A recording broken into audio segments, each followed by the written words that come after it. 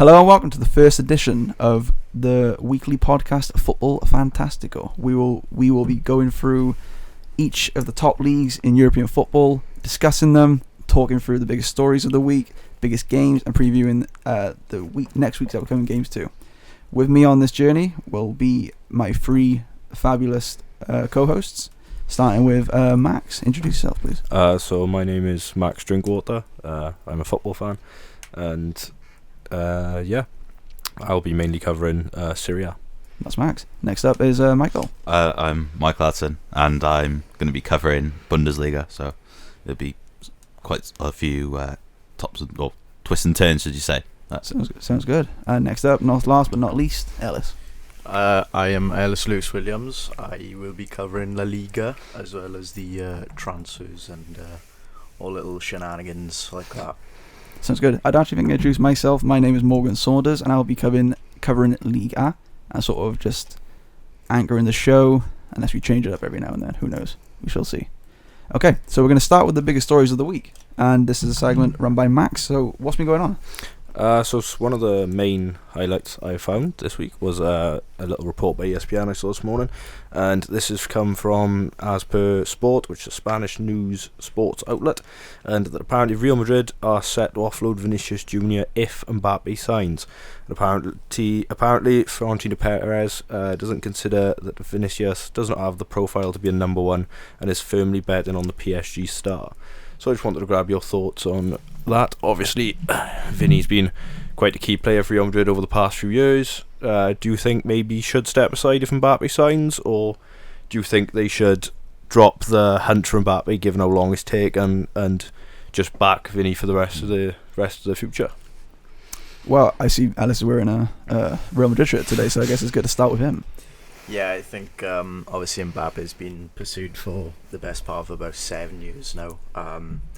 He's 25. He's still fairly young, given the caliber of how well he is as a striker. But there's sometimes where you got to think, maybe it's time to put your thoughts aside for he's a good player, but would he mess the dressing room up? You've got Vinicius Jr., Rodrigo, Camavinga. You've got all young players like that who are gelling well, and the season's results seem to be based off of character and gelling as a squad. So you got to think, would Mbappe put a spanner in the works? And I do believe so, especially with Endrick coming in the summer. I think he's going to be a good addition to the squad, and you don't want to stunt his development by getting in someone like Mbappe, who's going to want to start every game.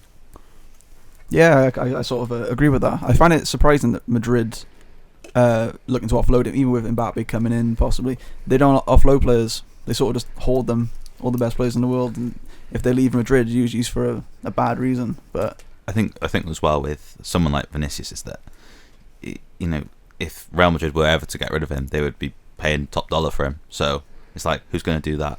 If you look at a lot of the clubs now, is that the way they sort of they bring in players, they go through their checks, they scout them properly. They don't just like throw their money at players like they're going out of fashion, unless you're Chelsea really. But even then, Real Madrid, you got a team that they're building, like they've probably got the best midfield in the world. Like it's like they're not players that, even though you got the sort of Kroos and Modric, but then you've got obviously the Camavingas and the Bellinghams and the Tchouaménis.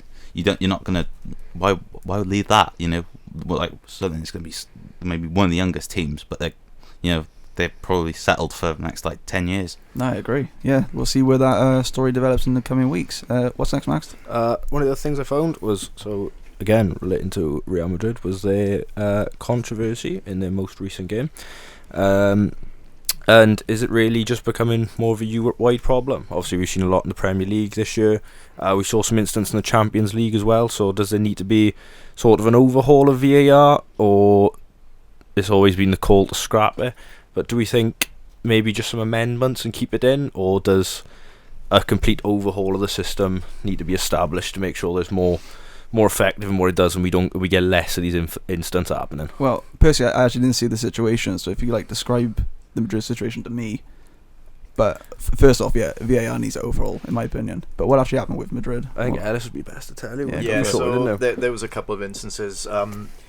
To sort of set the scene, Real Madrid were playing Almeria midweek. It was the weekend, sorry. A lot of instances in the game led to Real Madrid winning 3-2. However, some things along the lines of a Vinicius Junior apparent handball, along the lines of an Almeria goal being ruled out due to a foul on Bellingham in the build-up, and Real Madrid receiving a penalty in the game. A lot of people think this is a robbery. I will touch upon this later in my La Liga review, but to me, as a Real Madrid fan, you've got to look at it from an unbiased point of view, and to me there was only one real instance from a transparent point of view where the game was robbed. However, when you look at it from a deeper perspective, the game was really well refed. To be honest, it was just Almeria did commit a lot of fouls and silly errors, leading to them losing ultimately in the last minute. Does that mean, do you personally think VAR needs a big overhaul in La Liga especially, or no? Just in general? To some extent, no. I do believe that it needs to be revised, and it needs to be studied carefully to make sure that VAR is the best it can be. VAR is the way forward for football. I do think, however, the people running it may not be fit for the job. Yeah, fair play. Mike, any thoughts? I think, especially with like VAR, is that it's the talking point all the time. You think, if you talk to a fan after the end of a game, like they'll think, usually if they lose, they sort of have a go at the ref, saying, "Oh, they didn't give us this, they didn't give us that." But like, you think VAR, it might not be the best thing in the game. I don't think it is. Like, you watch games of football and you think, is that really a foul, or is this really a penalty? Are you saying no to VAR then? Do you want to just get rid of it? I think the argument, the problem with something like this is that people say, "Oh, we don't want VAR," but then the next week they could get away with something that maybe the week before that they were on the other end of, and then they're changing their stance on it. But also, is that if people keep saying, "Oh, I wish we didn't have VAR anymore," you think people, like, everyone talks now about, like, if this was before VAR, people were saying this would happen. Then if they decide to go back to that old method, you're thinking, well, no, where's VAR?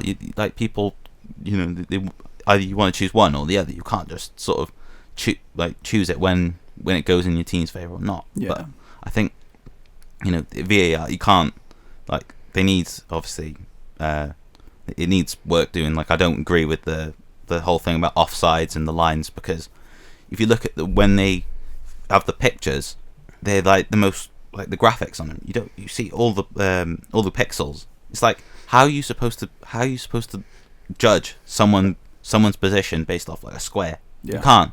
No, I agree. Like, that's the reason why, obviously, with the Champions League they have the microchip in the ball, so they're able to detect offsides. That's the way forward. But they can't seem to just like this. Like, you could talk about like VAR for ages, but it needs sort of sorting out, because people, if people want to watch the sport and they want to enjoy it and get understanding of it, it just sucks the life out of you, because you can't score a goal now without someone saying, "Oh, this didn't deserve to be a goal." Yeah, I agree. There's a lot of conversation around VAR and whether people want it, whether people don't want it, but I guess we'll see where it goes.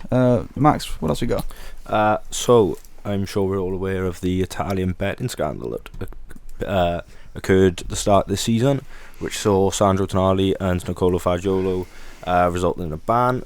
The other Italian player that was mentioned with him was Aston Villa's Nico Zaniolo, and recently he's denied bet on football and been involved in the whole scandal, which rocked Italian football. So my real question is about footballers and betting. We obviously saw the return of Ivan Toney in the Premier League this weekend. Do you think there should be more in place to protect footballers from betting, or do we potentially let there be some sort of leeway where, as long as they're not betting on a game which they're directly involved with, or they could be betting on, say, a completely different league, that'd be fine? Or do we just carry on with this whole, if a footballer bets on football, then they end up with nearly a year and a half ban? Yeah, it's a very sticky situation because bettors everywhere in football and in sport, and like they're the same as us. They get influenced by all the money they have and all the more money they can make. It's a real issue in society. But I do believe footballers should have a bit more protection and a bit more support because like us, they can lose their money too. They can lose it all too. And like I said, with Ivan Toney, he seemed to go through a bit of a rehabilitation, but also might not take all the blame for the situation. So I guess, yeah, I think footballers do need a bit more support. Any thoughts anywhere else? I think I would say as well, like, you don't really know connections with footballers across the world. So, for example, if they do decide betting doesn't, there isn't a punishment for betting, Ivan Toney could be friends with someone in the Italian league who could then go on to do something which could influence his bet. So you have to take into account the networking of footballers and how that can affect betting. Like, I do believe that there needs to be something done about players betting, but I don't think it should be as severe as it is. I think just something like a fine or just get rid of the account, really. I think that's the main thing you can do. I think Ivan Toney's ban was not fair given how long it was. He was out of football for months, and in effect it cost Brentford a lot of points this season. So yeah. Mike, what are your thoughts on betting in football? I think obviously there's a wider problem. There's something clear. Like obviously we talk. Obviously this is a European football podcast, but you look at when Brentford last week with all the scenario with Ivan Toney, and you think he's scoring a goal, but look at the sponsor he's wearing. It's a betting company. It's very true. It's all around the stadium. You think all these clubs. I think in Spain it's something where it's legislation where they can't have sponsorship on the shirts because obviously it's encouraging gambling. But it's the same with like alcohol. You can't ban one and then leave the other. Well, gambling is not illegal. Drinking alcohol is not illegal. Like, where's the line? And where's football? I think obviously, especially when a lot of the influence, like in any sport really, but in football is through younger people. And obviously, if they think, well, you look at one of the like Tonali doing it. If they think, if Tonali does it, I can do it. It's thinking it's like that mentality that you can get away with it, but then it's like. The consequences. Do you feel footballers have more responsibility to not bet, or because obviously as well that now they're not a lot of footballers. They're not, they're not footballers anymore. They're brands, aren't they? They sell more than just shirts and kits or whatever. But it's that if these players really want to inspire a generation, they've got to show it that they raise them in the right way without being like, oh, this is what I do, you should do it, because it has a bad influence. Like, you think not like everyone, if you're not a footballer, money doesn't come on trees, or doesn't come from a tree, does it? It doesn't grow on trees. No, yeah, that's the point. Like, you think they need to, like, people spend their hard-earned money going to games or buying the merchandise, but then it's like gambling is just another tool or like another layer to that, and it can be controversial because what it does to people. It can change someone's life, like not in a good way. Yeah, it's very true, Mike. Yeah, very sensitive situation betting in football. But thanks, Max, for the news. Coming up next will be some reviews of the weekend. Stay tuned. And welcome back to Football Fantastico, where we will be going to Spain now for the rundown of the results and some news stories with Ellis. Take it away. Yeah, so the first one I've got is Girona actually exiting the Copa del Rey, which, in itself isn't a big story until you realise that, we could actually starting to be seeing, something similar to a Leicester 2015-16 story. Girona's arguably even stronger. Last season they were, in and around mid-table, and now they're fighting towards top of the league, going, week in, week out with Real Madrid for the title, which, we'll see who comes out victorious at the end, but, it wouldn't be stupid to put your money on Girona at the moment. they have players like Artem Dobivk, who is the top scorer of La Liga, alongside Jude Bellingham. He's actually scoring 1 goal per 90 minutes, which is, incredible given the stature of Girona, to be honest, prior to the season. He's actually outperforming his XG as well, with 14 goals to his 10.4 XG. With Savio as well, another player who's basically come out of nowhere and just set the world alight. Spain especially, becoming the top assister of La Liga, ahead of superstars like Modric, Frankie De Jong, Kroos. Like, there's so many players that he's ahead of, and yes, they're part of City's group, but their most expensive player was Daley Blind, someone who you would never think would be pushing for a title this year. So, you got to give credit to Girona. And that leads me on to my next point, is them, just absolutely blitzing Sevilla 5-1. Like I said, it's now you got to start thinking, can Girona go all the way? Sevilla, on the other hand, who, look to be in trouble this season, I got to say. Probably, one of their lowest positions in the last few years. At this current point, they're just 1 point from relegation, and with recruitments like Ramos, you would have thought they would have been a lot better defensively, but they seem to be just leaking goals in at the moment. I think their recruitment has been good, but also bad. You got El Nesri, who's gone to AFCON, and I think it's been a really poor decision not to replace him with a striker, much like Leverkusen with Boniface, who went to AFCON and got injured, I believe. Not too sure about that. But, they signed a replacement in Borja Iglesias. So, I think Sevilla need to really start thinking about getting these results, picking up points against these smaller teams to stay in the division, really, because La Liga without Sevilla seems really strange. But, as the weeks go on, Sevilla keep losing, and it seems like a real possibility where we could see, La Liga without Sevilla. So, the next game I want to look at is obviously the Real Madrid 3-2 game with Almeria at the Santiago Bernabeu. Much people believe that it was a robbery. Goals from Vinicius, Bellingham, and a late Carvajal winner stole the win for Real Madrid. But the talking point of this story was it a robbery? And in my opinion, it wasn't. When you look at Vinicius Junior's goal, it was allegedly a handball. However, just this season, La Liga made a new rule where if it touched the shoulder, it was a goal, and fortunately for Madridistas, that's where it ended up, on Vinicius' shoulder. Shortly after that, Real Madrid had a penalty, which again, a lot of European fans were left questioned and a bit confused of why it was a penalty. It was a handball. There was no real questioning about that. It was apparent, it was clear, and I believe it was Jude Bellingham converting that.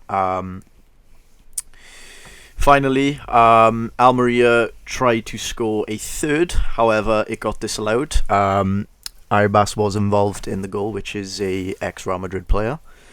However, the main talking point was obviously the actual goal itself, as it was disallowed due to Jude being fouled in the build-up play. Again, a lot of people were confused about this, but when you look at the replay, he was fouled, in the face, so it was, a pretty obvious foul, and of course Real Madrid went on to win the game by a late Carvajal winner, which left a lot of people confused and annoyed, really, given that Almeria haven't won a game all season, and a lot of people thought this was it. But Jude continues to perform, top goal scorer of La Liga, alongside Dobivk, which is fantastic, really. I mean, did anyone here think that Bellingham would be as good as he has been? Really, Definitely not. I mean, he's very good. I knew he was good, but I'm not sure about anyone else here. But he is outperforming all my expectations. I just think, in terms of a modern day number 10, he is everything you could ask for. He's tall, he's quick, he's arguably one of the most skillful people I've ever seen on the ball. He can strike a ball. Just that intelligence he has to break down a defence with one simple pass, but is also to get forward and score goals is something that probably hasn't happened from an English player, certainly, since the ages of probably like Gerrard, Lampard. That sort of goal scoring ability from midfield is just insane, and he's obviously proven his worth. Yeah, definitely. Well, thank you, Alice. That was our rundown of Liga's results on the weekend. Yeah. Thank you very much. So we've been to Spain. We are now heading to Germany, and Michael, please take over. The big two results really of the top two, because it's been quite a big day in Germany. Or Saturday night, Leverkusen beat Leipzig, gone 8 points clear, 7-8 points clear, and they've just gone from strength to strength under Xabi Alonso. They were 1-0 down after just a few minutes.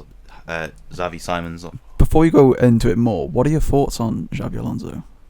Do you believe the hype? I think if obviously they win the league this year, I think he could potentially be the next Real Madrid manager after Ancelotti. Is it not just a one-off though?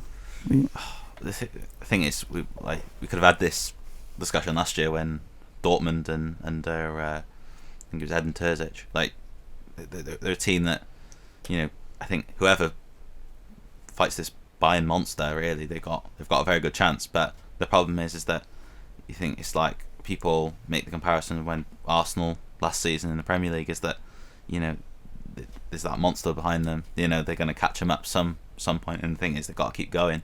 Is that they've gone unbeaten, like, you know, that's some achievement in itself. They just have to do that. They've got to do the job. Yeah. You know. Guess we'll see where it goes. But yeah. Sorry, keep going. But they sort of goals from Nathan Teller, Jonathan Tah, and actually a last-minute winner from the defender Piero Hincapié added to the unbeaten run. So, you know, the thing is they've won 4 of their last 5, and 7 points clear of Bayern. Like at this time of the season as well. Obviously, we've just had the winter break, but if they keep going, I just thought the only problem is that can they stay unbeaten for the rest of the season? That is difficult. Yeah, that's very difficult. I do know that. And as well, Bayern have only got now the Champions League and the obviously the League now after being knocked out of the cup a few months ago. So it's, you know, they've got all these chances, and obviously Bayern played their game in hand last night and won. But you know, I was about to say, how are Bayern doing? What are things in the Bayern camp? Or with Bayern, it's a different story really. They've lost 2 games. They've lost two matches in the space of a few weeks. 5-1 against Frankfurt only in December, and then followed by Sunday with a loss 1-0 to Werder Bremen. Goal from Mitchell Weiser, really good goal. Sort of cut inside on the right of the goal, and sort of just smashed it top corner. On the roof of the net, really, should I say? But is that for a team like Werder Bremen to go to the Allianz and to score and win, but also not concede is quite a surprise. But they've done great, and the thing is that they've kicked on as well. Werder Bremen, I think obviously Bundesliga is very tight, but they've sort of grown in confidence. But yeah, I think in terms of Bayern, I think if they won last night, and it's a big win against Union, but I think is that really now the next few weeks we've got the Champions League and you've got all that sort of stuff on the side, and obviously they want to win that as well, so they've got to make a really tough decision. But I think if they do it, you know, I think Bayern definitely got a chance of. I forgot to ask Ellis this, but I was thinking, it's come to my mind now. Make an early prediction since our first show. Who's win the league? I think I might have to say Bayern. Okay. Yeah, I think obviously the goals of Kane is, you know, massive. She scored 22 goals this season. It's like for his first season at this level in Bundesliga. Obviously, you know, probably one of the best strikers in the last probably 5 or 6 years. Yeah. But I think just what they've got is that you look at Leverkusen. They've got a very young squad. They've got, and things they've lost Boniface till April, and they scored a lot of goals. But obviously got Nathan Teller, and he was brilliant for Burnley last season in the Championship. Obviously, first game of the season, I think he played against Sheffield Wednesday. He scored in that, but I think if they got, there's going to be a point where the goals dry up. They scored 80 goals this season, something like that. Leverkusen, it's impressive, but again, they've got the Conference League, and it's like I think they're still in the cup. So they've got multiple things to think about, and obviously, if you're trying to go for that title, is that if you're going up against that team, you might want to go all at it at one and just watch the other two. And if they say they build a stronger side and they win the league this season, it's going to be a different proposition. But I think who knows? But I think if Bayern, obviously the key game is when they play each other again later in the season. Yeah, definitely. Is that when that game does happen? I think it's it might be a Bayern or Bayer Leverkusen. So that depends on it, because atmosphere plays a massive part in these games. But who knows? I think if Leverkusen do it, it'd be great, because Bayern's decade of dominance. People say about talk about it like calling it a farmers' league, but if Leverkusen do it, they'd be the first team since Jurgen Klopp's Dortmund, and that would be something that put them in the spotlight, and I think they deserve that. Same with like Girona in Bundesliga, is that they're fighting off these animals and these monsters that they win it year in year out. They know how to do it, but if they manage to win this, it would be massive, because I remember I think it was 2001 where they had, or 2002 actually, and they could have won a treble and they didn't win a single trophy out of those three. It's like, you think these fans deserve it. Like, watching their team probably struggle, or they get Champions League football, but they never. Now it's that this is their time. I think that's the beauty of football. I agree. Yeah. So that same question to Alice. Who do you think is going to win the Liga? I want to back Madrid. You want to back Madrid, clearly with the shirt you're wearing right now. But yeah, I think Jude's individual brilliance, and obviously that's not even mentioning Vinicius Jr., Rodrigo, even Jose Mourinho this season, like Brahim Diaz, fringe players who have made a difference this season. I think it's going to ultimately be too much for Girona. I'd like to add as well, I think the structure of Xabi Alonso's Bayern side is, has gone unnoticed. He's brought in players like Xhaka and Grimaldo and Hoffman, even Tera, who is overlooked by a lot of people as a signing, but they've all proved to be really it seems to be a team of like misfits that people forgot about. A lot of people overlooked players like Grimaldo, and now he's, at least in my opinion, the best left back in Europe. His goals and assists speak for themselves. He's almost acting like a forward with defensive capabilities. So I think once Ancelotti's contract expires, Real Madrid really need to look at Xabi Alonso as his successor for sure. Before we go, I'll come to you in a bit to Italy, Max. But what are your thoughts on Xabi Alonso? I don't think he should go to Real Madrid. I think he's destined for Liverpool. I disagree. As Jurgen Klopp's successor. No, I just think with the job he's done, we're so used to looking into Bundesliga and every season being Bayern have won this game 10-0, Bayern have won this game 6-0, Bayern have won the league by like the halfway point. But to see such a young manager with such a squad, with players like Grimaldo, they've got stars like Florian Wirtz, who I've been really impressed with, come back from a massive injury, and he's really hit the ground running, really shown the talent he has in arguably one of the harder leagues in Europe. And if they can somehow manage to carry on this form and knock Bayern off that perch, I will feel incredibly sorry for Harry Kane, because bless him, he's moved all the way to Bundesliga, and if he gets knocked off the drought continues. Yeah, if the drought does continue, because we've had this freak like teams gone on a run and won the league and it stopped him. He's just a cursed man. He's cursed, but also if they do win, you have to look at Xabi Alonso as one of the better managers in Europe, and I'm sure plenty of the top teams will probably come looking for him. I think with obviously, but you talk about going to Liverpool, but seeing that he used to play for Bayern Munich, and obviously people talk about Bayern, and you look at the goal scorers they have.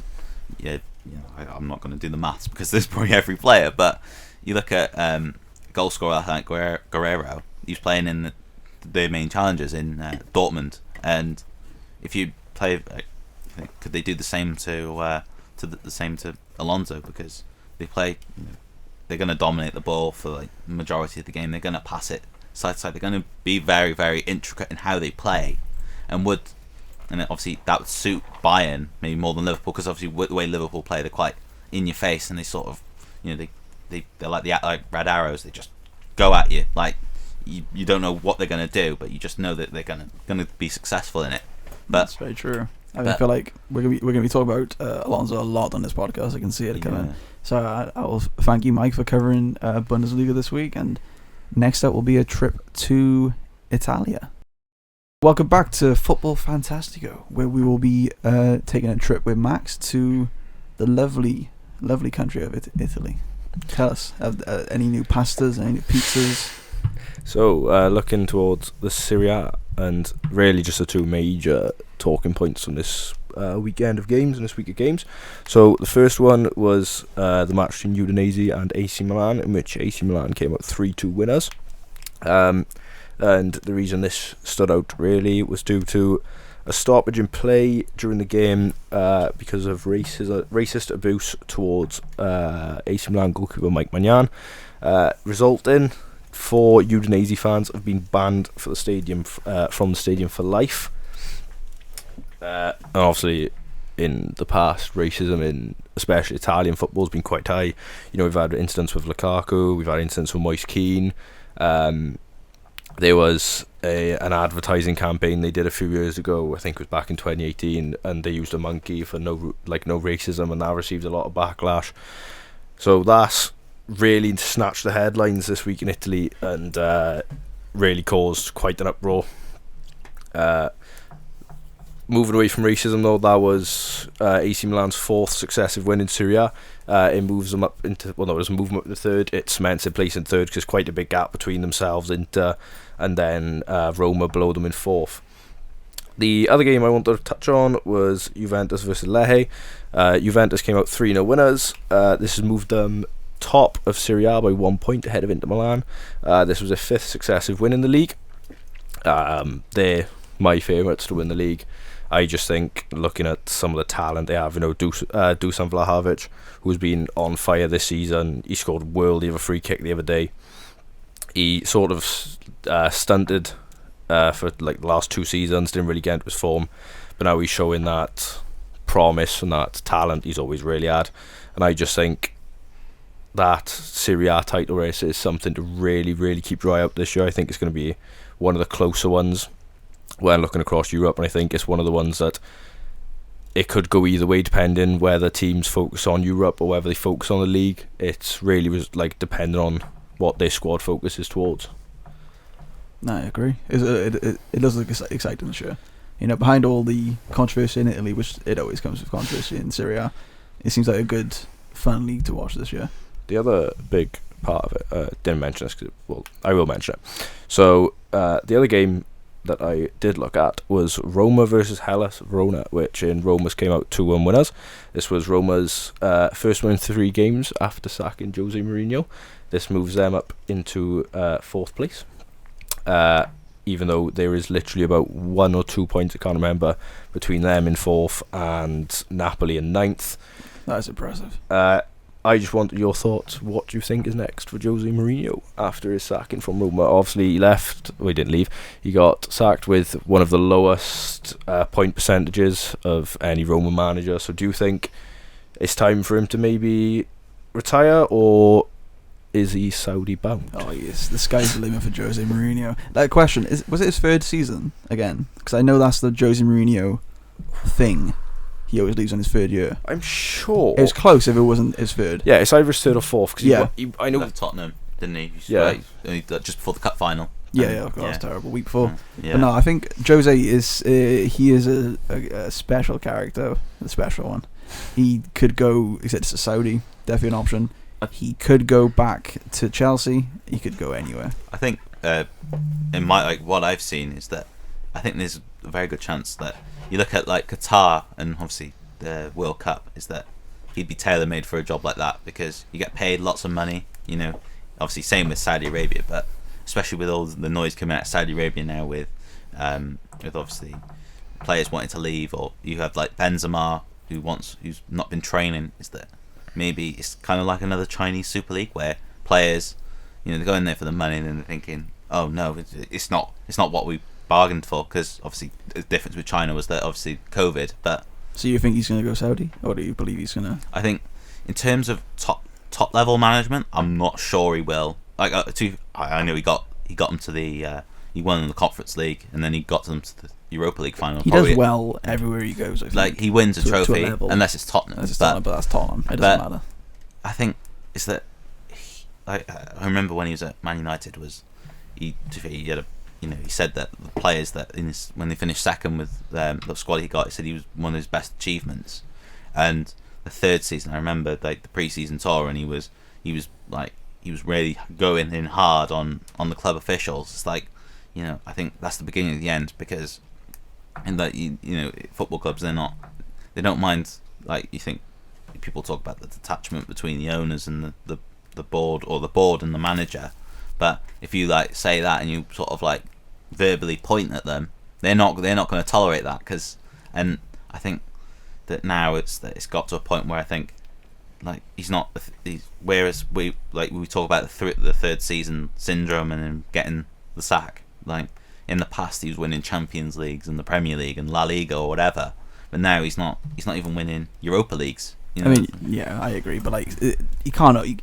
Not everyone is going to be on that top level all the time. I still think he's a really good level of manager. The only job he really obviously walked out that didn't get sacked was either Porto or Milan, because obviously he won them both the Champions League, choice, and then he. Do you see him go back there, Alice? Do you see him go back to one of his older clubs? I think, just touching on Roma briefly, I think he took them as far as he could have in terms of just European success. Obviously, the Conference League was, I believe, Roma's first ever European trophy, which is what Jose is what he does really. Is he wins the trophies, and he gets sacked by the third season. So yeah, I think he done as much as he could. He brought in really good signings. Paulo Dybala, Chris Smalling, players like that will now. Nemanja Matic even, before Chris Smalling as well. So Chris Smalling, before moving to Rennes, I think he's done as much as he can, and seeing such a great manager fall into, let's be honest, mediocrity is quite sad. Given at the peak of his powers, arguably Real Madrid, Porto, Inter Milan, whatever you want to call his peak, even Chelsea, he's not the manager he was anymore. However, I don't think he'll settle for Saudi. I think, along with his ego, alongside his trophy cabinet, which does go hand in hand effectively, I think he'll just ride it out as a pundit.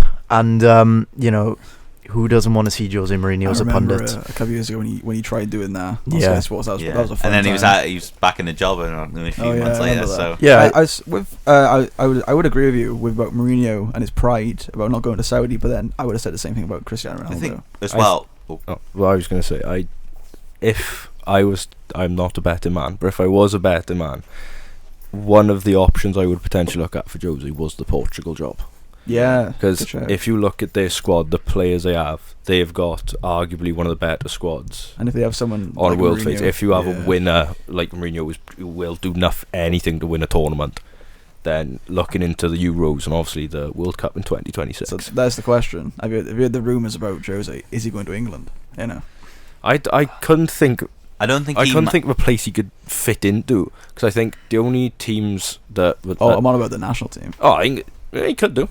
Just not to mention like Guardiola and Klopp and I. The only thing I think he goes, sort of his management style goes against what England have got, because obviously you've got players in the team that play a certain way, that want to be attacking, want to score goals, but he's the type of manager you score one and then you sit back. And I don't really think England want that. They want fluency in their game. They want ready sold Gareth Southgate. They want anyone but Gareth Southgate. I would disagree. I think Mourinho, when he has the tools, can be arguably some of the best football, and I think he's shown that at Real Madrid. 100-point season, the most goals scored ever in the Liga. I think if you give him the tools of Bellingham, Kane, Rice, Foden, give him the tools, and I think Mourinho will deliver. Whether that's not the England job or the Portugal job, I agree. Ronaldo working under Mourinho, we could see. I don't know about that. Well, that is we'll see. We'll see. It might be one last dance for Ronaldo. Put him in a team with good players. I could definitely see that producing. It's even like Michael said when he said about his when he said finishing second with that United team's like arguably his greatest achievement. Yeah. That United team, in terms of player for player, was arguably one of the worst he's managed, and he's managed to drag that to second place. Yeah. Like, he won the treble with Porto. Why wouldn't you at least roll the dice for an international trophy? I wouldn't say he has a magic touch anymore, but I think if you go to Portugal or in England with somewhere with a really good base, really good squad, you could definitely take him as far as you can. Could you the final? Could you say as well, with obviously when he walked in through the Chelsea, he said he thought he was the special one, and obviously he won. He won what, the FA Cup, League Cup, and 2 Premier League in his first 2 seasons. But it's pretty good. Obviously, what he said about Wenger, he said, "Oh, he's a specialist in failure." Is he? Maybe is that him now? You could specialist say failure. I mean, that's a take that is. I don't know. Like I said, he does have this stigma of 3 years at a club where he then does go, but like Ellis said, he's successful. But everywhere he goes. Obviously, we talk about the punditry thing. I think he's perfect for that, because you look at Sky. Obviously, Sky Sports got the best pundits, but when they talk, they don't talk from. Like, you look at obviously like players like Carragher or Neville or even Roy Keane. They speak from the heart, because I feel like with now is that it's sort of like that's the box office. It's not just about what's on the pitch, but it's also what's in the stand. Yeah, that's true. I think with Mourinho, I think if you said, I'd love to see, obviously when we talk about Chelsea, and obviously they've not had the best season, but last season they were woeful, is that you want him to be there, because he'd be like, he'd be box office. He can say whatever he wants, and it'd be great. No one can really stop him. Does he want to go? Let's take this back to. Sorry, go on, Max. I was going to say, does he want to go into podcast, and he could come on Football Fantastical, he would. give his opinions? That would be a great guest. Yeah, I'd be like, come back every week, please. It would be amazing. But yeah, let's take it back to Italy for a second. Can you see him going back to Italy at all? Is that ever an option? I mean, Milan. There was a rumour about him, or like Napoli, because obviously the Spalletti's gone to Italy now, and obviously they're having a dreadful season. And I think it's like, it's perfect for him in terms of trying to restore them, but then at the same time, it's what you think it's just another, where would he take him? Because you just don't know where he's going to take that team. I did see a rumour he was in talks. I think it was either Napoli or one of the Milan sides. He was in talks on, because he said he was ready to get back into a job straight away. So he's obviously still got that hunger and that desire to manage, but it's whether he feels like he can take an elite team to that next level. So whether he could take a Milan to a Champions League, or whether he could take, like, I don't know, maybe not someone as established as Juventus or Milan, or someone on a similar profile as Roma, and start getting them into the Champions League, maybe start winning Europa Leagues, Conference Leagues, and whether he can really push an average team to be a good team. I think he'll be very selective with his next job. He won't be one of the ones to just rush in just because he wants a job. I think he chose well with Roma. Yeah, I think he did him well. You'll find a project that suits him. I think Inter's a really interesting prospect when you consider, Inzaghi, who, is a winner, Let's be real. Apart from the Champions League, every cup that he's been in, he's won. Yeah. And I'm seeing a lot of Barca fans want Inzaghi. Maybe that prospect is, tempting for him, and maybe he goes to Barca and Jose goes to, Inter Milan. Maybe it's a little carousel of managerial change rounds. I think as well, like with it could be even a wider, like a wider problem, because obviously you look at Italy at the moment. Sort of on the international scenes that they're struggling. Obviously they won the Euros, but then they've not got to the last. They beat England. Yeah, there's a lot of stuff. Yeah, but they've not been to a World Cup since 2014. And that's 10. Like, obviously 10 years, but in international football that is a long time, and they haven't even got knockouts since the last time they won the World Cup. 2006. That could be an option for Jose, since he knows Italian football now. I think as well, it shows a wider problem, because obviously he was the manager who sold Nicolo Zaniolo, and obviously he was touted as one of the biggest talents in Europe, and then he goes to Galatasaray for, I think it was like 20 million. Yeah, it's a lot of money. Yeah, it shows that maybe as well that like you look, not just Roma but the top teams, is that probably since Ronaldo joined Juventus and he's that 100 million they bought him for. How many players are going to go to Italy for that much money? It's, you know, I think Ronaldo was the outlier in that sense. I think as well that I think if obviously really Serie A are probably a long way behind now in terms of, you know, they were the top league for such a long time, you know, Champions League winners every year. Obviously now it's not really the case, but I think if Italy, if they can sort of, you know, if like teams like Roma can benefit from you know, quality players and, you know, top quality, why can't they win the league? But at the moment they don't look a million miles from it. True. Oh yeah, thank you Max for the deep dive on the Serie A right now. Next up will be a trip to Paris and France in general. Welcome back to Football Fantastica, where I will now take you down La Liga and to France, where, I mean, surprise, surprise, we all know what's going on. PSG at top of the league by 8 points currently. Mbappe's, he scored 19 goals, I believe, right now, and we're only halfway through the season. I mean, in terms of the top of the league, there's not really much to say other than PSG are going to win. But, you know, there's still some more stories. In France, recently there was more of the cup games rather than league games in the Coupe de France. So some of those results were quite entertaining. It was the round of 32. And forgive me for the pronunciation, but Le Pure F.43, yeah, or Orgeon, I believe. That is a great name. I know, right? I solid effort. I've just looked at that. That's great. Yeah, really solid. They are the lowest ranked team left in the cup because they beat Dunkirk 2-1 in the last round at home. So yeah, they're the team to look out for, I guess. It's their FA Cup. It's their miracle season. They're the Maidstone of France. The magic of the FA France. Cup. I love that now. It's the magic of the FA Cup. The magic of the FA Cup France. Another big result, Rouen beat Toulouse 12-11 on penalties, so beating a Liga 1 side, kind of a big deal there. 12 penalties is insane. I know. I can't like crazy. I saw that I'm looking at that on the prep sheet. I thought that was the aggregate score. I was going to say, when I read it out, I was like, it does look like an aggregate score. I was going to say, that looks like a great first leg. Yeah. Very true. But no, also a very good penalty shootout. And another penalty shootout, again, 9-8 penalties. Rennes and Marseille, where Rennes ended up going through in that one. And these penalty shootouts, I feel like, that's a topic.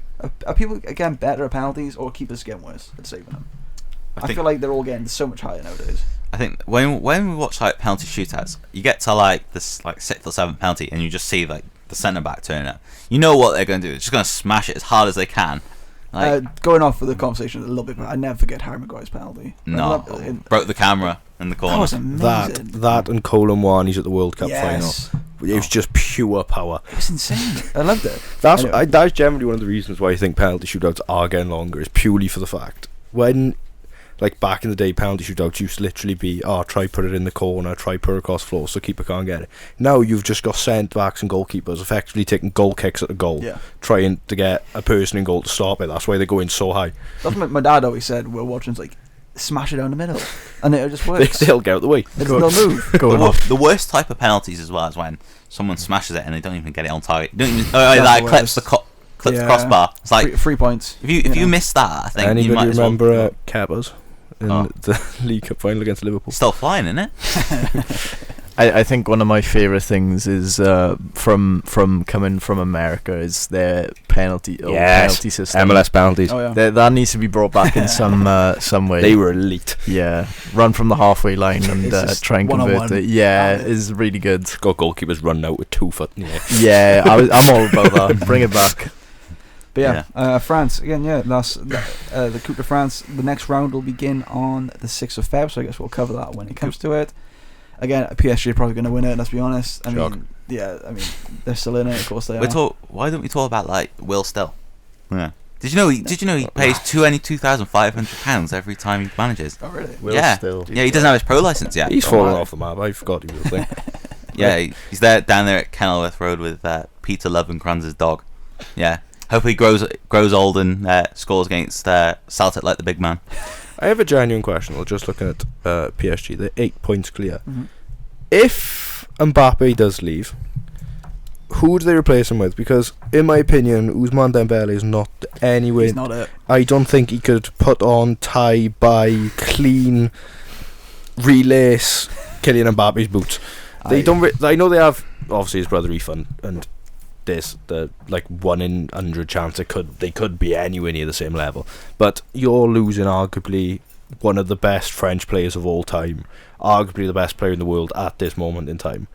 Like, what do they do if he joins Real Madrid and Real Madrid willing to let Vinny go? Do they go for Vinny and try and do like almost a like for like swap? I can't see a swap coming. I feel like PSG in general, their experiment, which is what it is sort of coming to an end. Yeah, I think they had their really good spell and they had their Messi and Neymar and Mbappe, and I just feel they don't seem sustainable. Like I said, when Mbappe goes, what do they do? I think it's not there. It hits hard as well. Was that picture? I think when they had that presentation on the pitch when Messi, Wijnaldum, Ramos, like and you had Neymar and Mbappe. Just saying, you think this is it? This is like you just snuck in Wijnaldum then, by the way. Yeah, I do like Wijnaldum, but you snuck him in. Yeah, I know what he's doing nowadays. I don't even know, to be honest. Saudi. Is he in Saudi?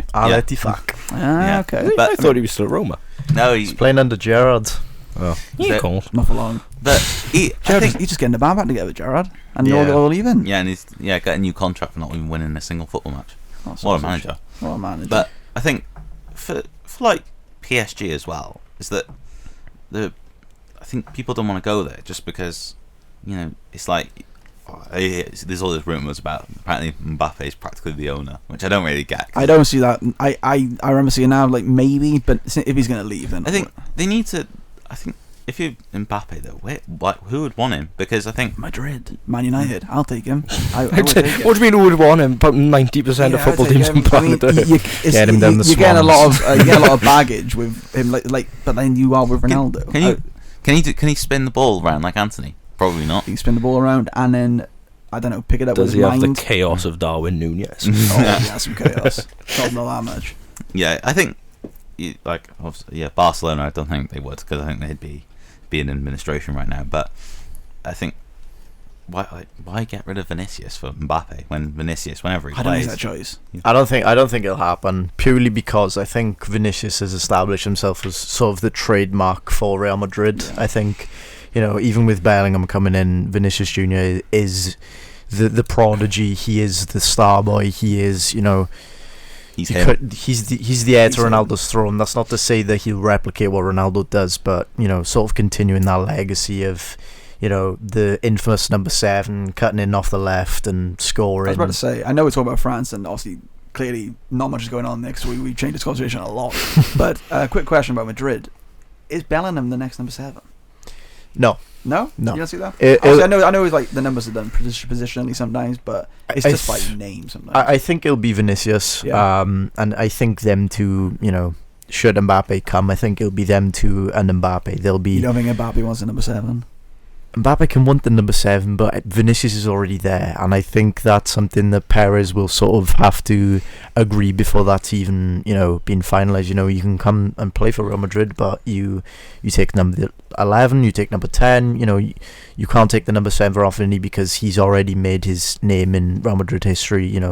He's he is the star boy of La Liga. He's arguably the face of La Liga at the moment. Yeah, definitely. And again, I know we're talking about France, but I really appreciate Vinicius Junior and his stance on racism and how much he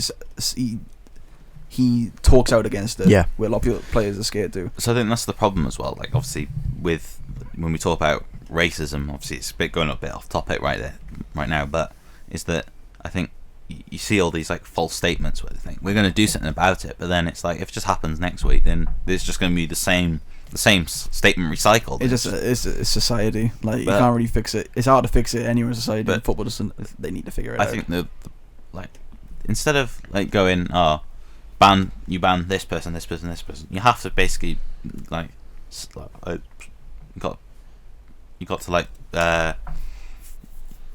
to close sections of the stadium because I think you got to punish more people. Yeah. To make the rest because of them. I think as well is that.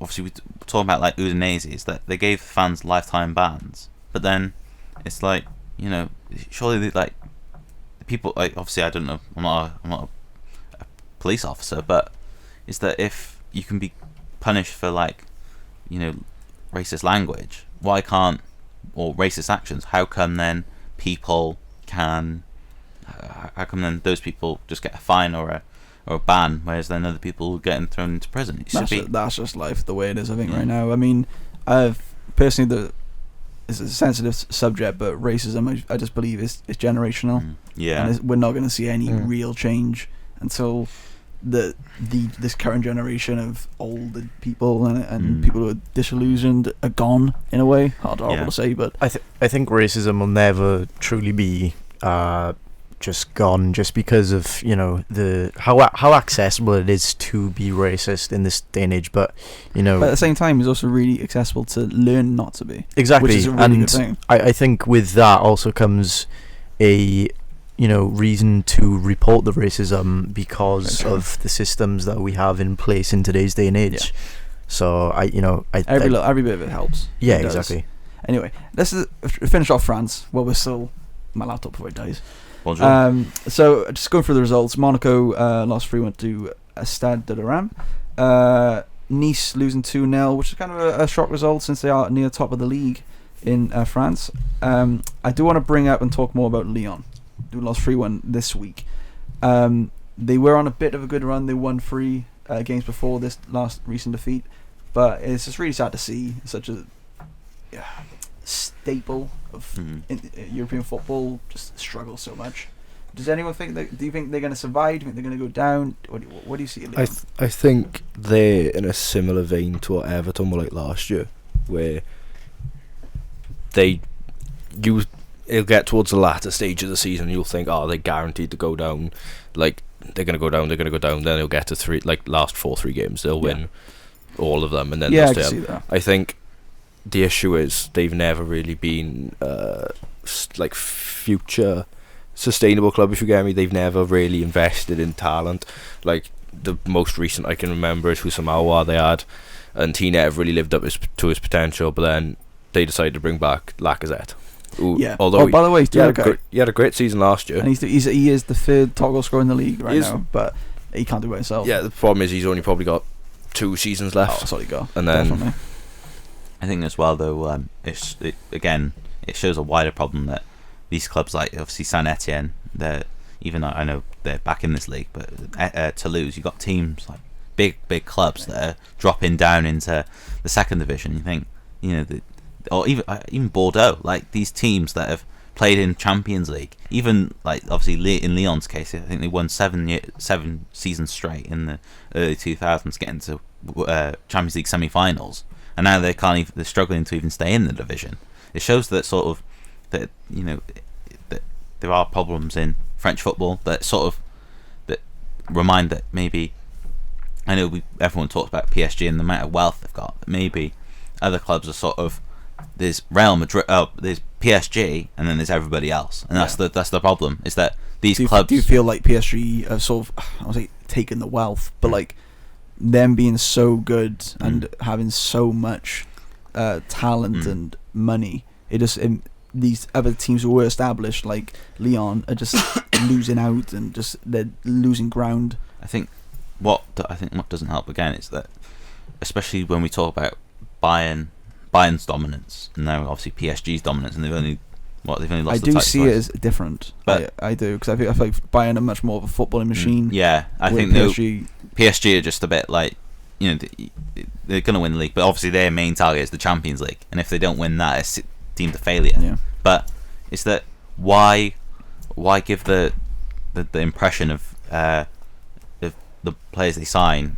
They sign these players from, like, if there's ever a good player lower down the league, they take them, but then it's like they're not. It's one thing when they might win every game bar one, and then they always emphasise on that one defeat.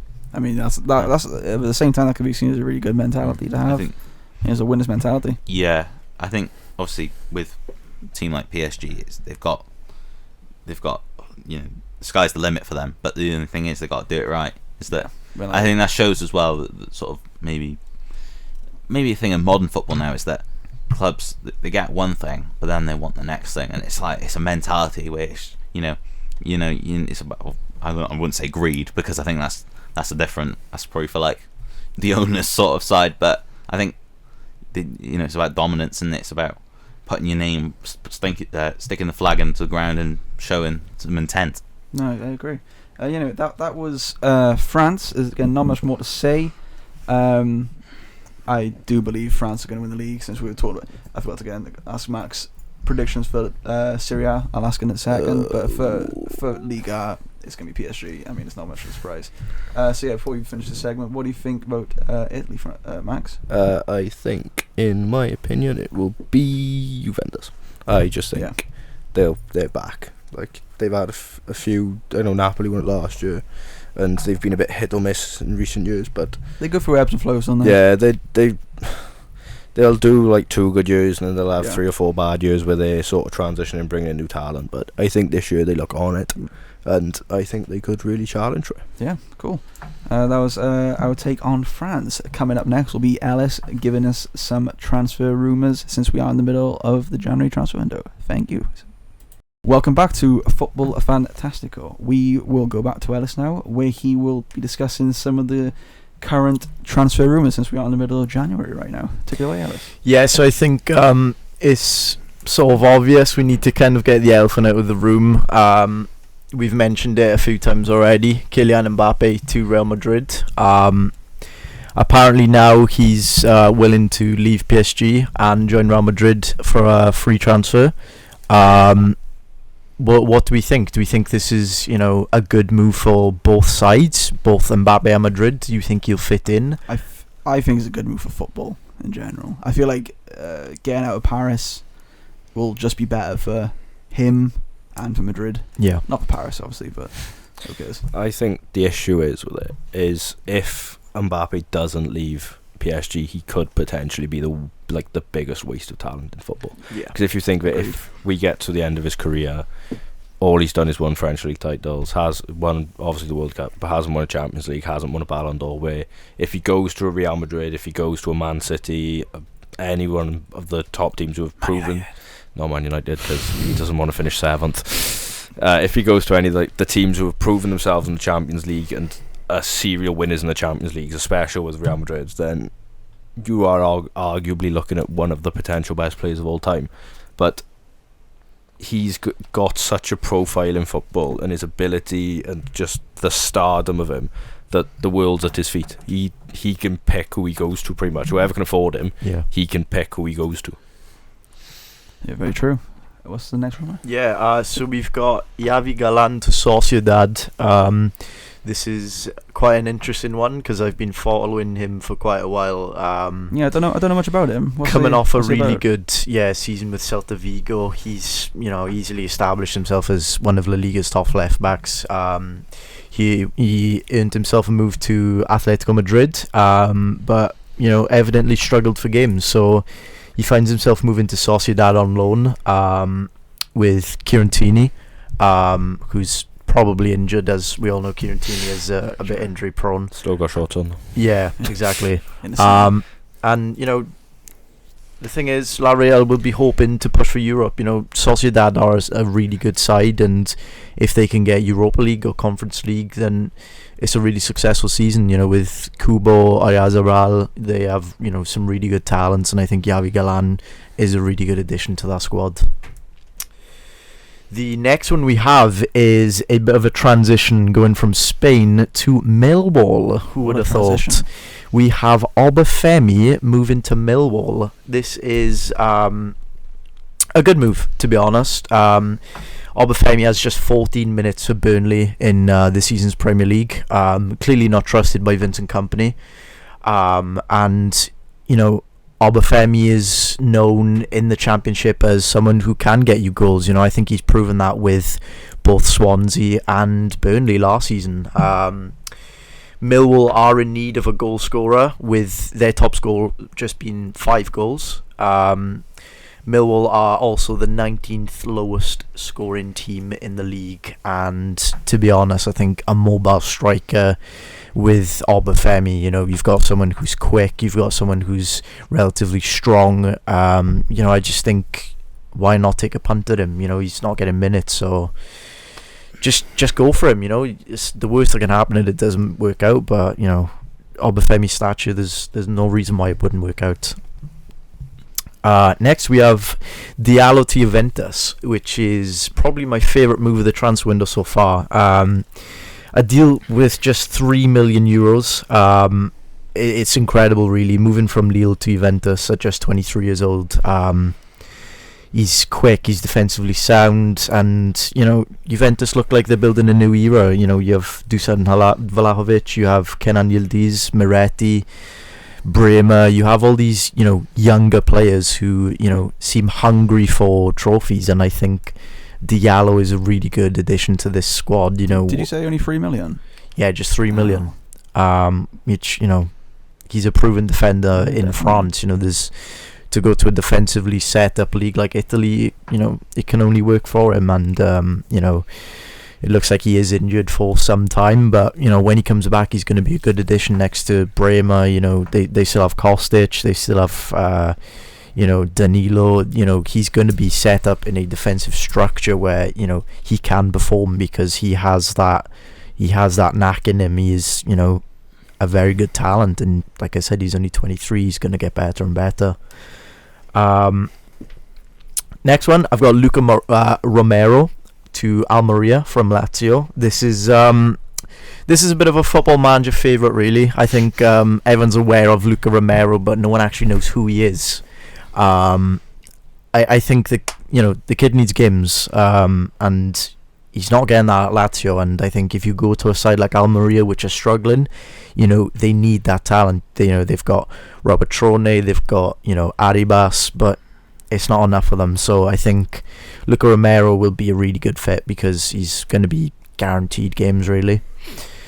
Finally, I've got Moises Kean going from Juventus to Atletico Madrid, which is an interesting one, really, because going off what I just said about Juventus building a new era, this could be good for definitely good for Juventus for Moises Kean to get some games, because the form Vlahovic is on, he's not going to get any games anytime soon. I do question though whether La Rojiblancos need Moises Kean, really, with Morata, Griezmann, Correa, Depay all coming off of Atleti's attack. You wonder where there's much need for him, but he has that flair, he has that pace behind him, which maybe Morata and Griezmann don't quite have, but they make up in other departments. But we'll see where this goes, but a loan move could be good for Juventus, and if Atletico utilise him well enough, I think there's no reason why it wouldn't work for them either. So yeah, I was just going to say, have Atletico got some sort of striker shortage? Because they wanted Callum Wilson on loan as well, and you've just mentioned about 4 or 5 attackers. Yeah.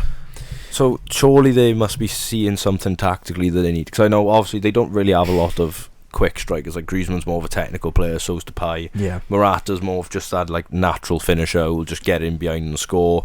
I know Correa's he's a bit quicker, but obviously not as quick as someone like Moise Kean. So maybe that's more of a tactical move than trying to bolster this squad. Yeah, I think the thing is Griezmann has sort of dropped a bit deeper in his later years. Yeah, he's dropped more in towards a 10, hasn't he? Yeah, and I think it's worked for him. He's really refined his gameplay to just be the perfect number 10, really. I mean, he's shown it at the World Cup, even dropping as deep as a midfield role.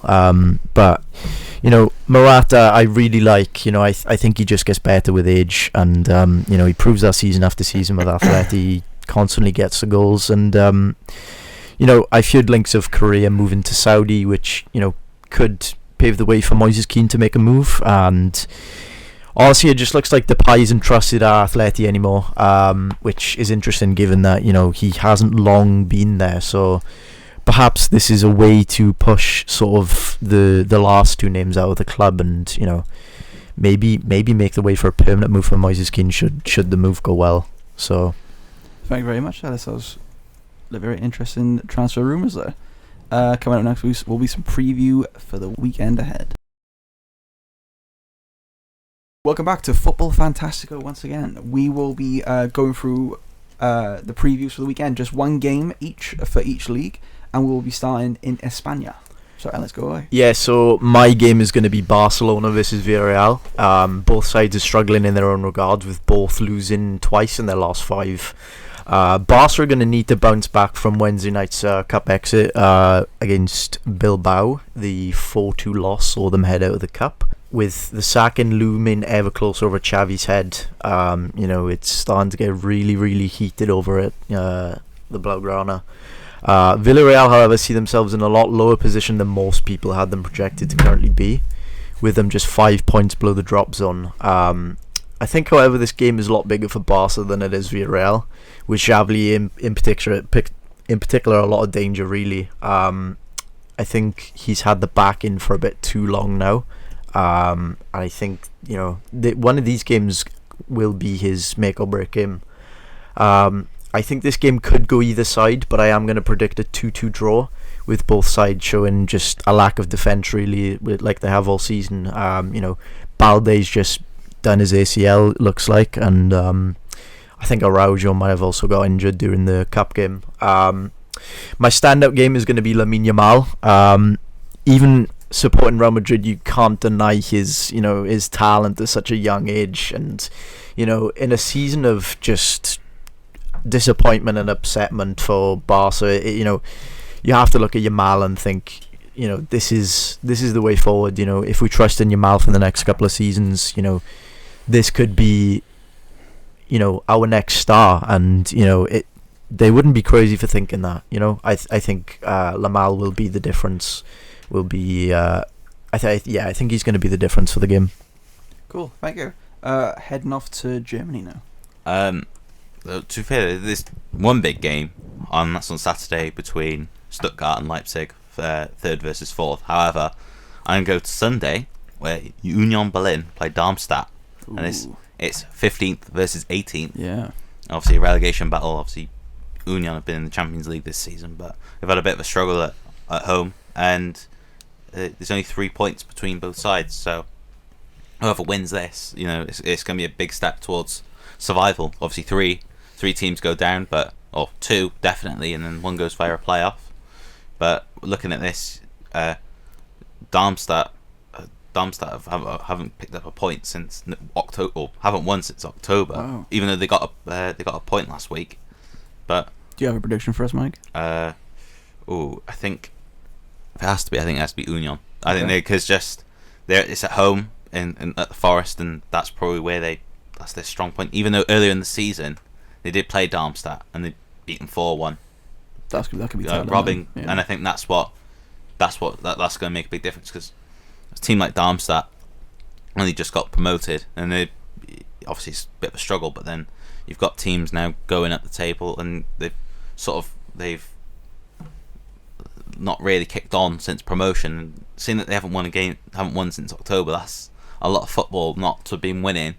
And really count on your hands how many games can they actually win, because they lost 8-0 to Bayern earlier in the season as well. And obviously two teams, you can't really compare them, because they have different ambitions, but it shows that maybe the rock bottom of the league, can they have a chance of staying up? But I don't see it. I don't see it in myself, just because I think Union have got quality players that can actually do the business. Like, I think obviously Union lost last night to Bayern, but even then it wasn't really a game where Bayern, it was close, wasn't it? Yeah, it was quite, and they had chances, but it just shows that I think this case of Union, I think the only reason why they're in this position is probably because of the Champions League, because obviously for a team that it's the first ever time they've been to it, it's going to take a lot out of the players, because they're having to play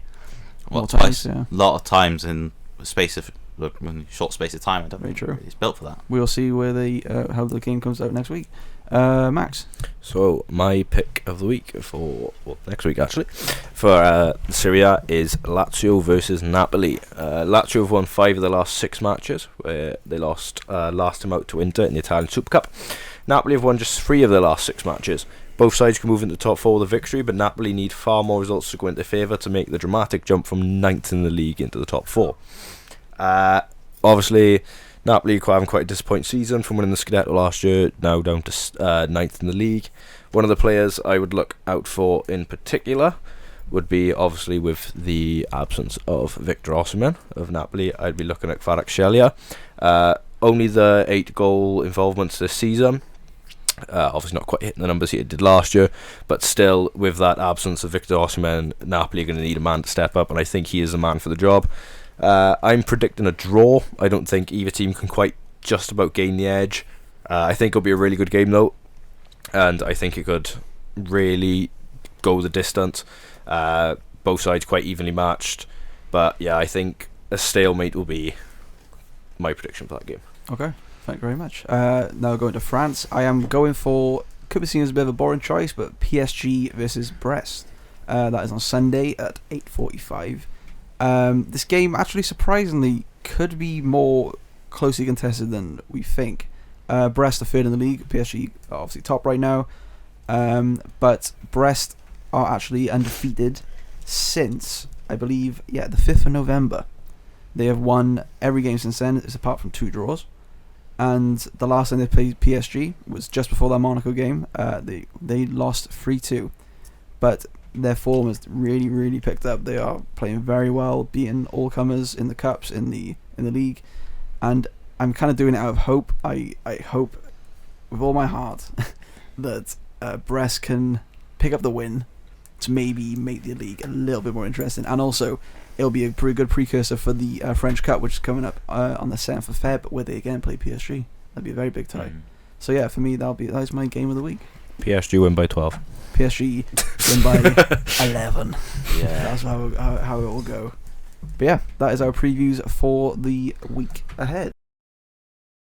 And that is our show for today. Thank you, everyone, for listening. I do want to end on a bit of a fun segment. Happened just last night prior to recording. The Union Berlin manager, my pronunciation, Nenad Bledka?